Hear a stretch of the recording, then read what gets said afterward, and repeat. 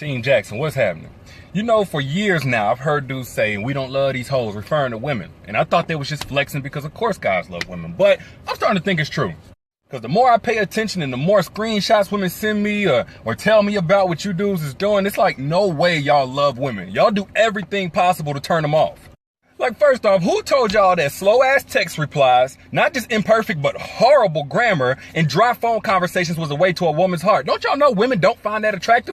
I ain't saying it's gotta be a proofread English essay, but if you're gonna take 3 or 4 hours to respond, which clearly wasn't used to pick a mentally stimulating subject, at least come back with coherent sentences. Actually, I'll go out on a limb and say that less than perfect grammar may be forgiven. But if you're making her wait for your text message, as well as squint to read it when it does come, you're just being inconsiderate. Oh, and secondly, bashing your ex ain't what they call cute neither, especially if you're the one that keep bringing it up and you don't stop bringing it up. They don't want to hear that shit. Now, just to be clear, a little girl might think that's charming, but a grown woman wants a man who can move on from his past and be mature about whatever went wrong, even if he got done wrong. Now, the third and fourth things go hand in hand, but women do not find it attractive when you lazy as hell and you make excuses about it. You come to pick her up in your car, or she come over to your crib, if you got a car in the crib, and it's dirty as hell. That's not a man gonna be a man. That's laziness. And yes, she notices. You've been in between jobs for the last year and a half. That's not, ain't nobody even hiring these days. That's laziness. You don't want to do what you gotta do until you can do what you want to do. Look, every man hits hard times. It's the lazy motherfuckers that stay down. Then tell another woman to hold him down, let him hold a couple of dollars until he hears back from that interview he never went to.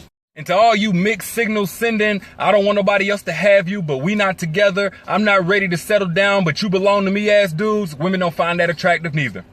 All that was cool back in high school, but when you get to dealing with these grown-ass women, you're going to have your mind made up. Either that or move the hell out the way so a man who's not mentally still in the 11th grade can step up.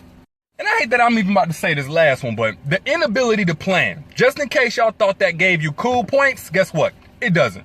This is what it translates to a woman whenever you fail to plan. 1, I don't value your time. 2, fuck your schedule. And 3, you're at the bottom of my priority list down there with the conveniences. Now, you hit one of these little girls up talking about, I'm about to come scoop you the day of, a few hours before. Yeah, she gonna be happy. But you hit a grown woman up with that, man, even if she ain't got nothing to do, she gonna shut you down.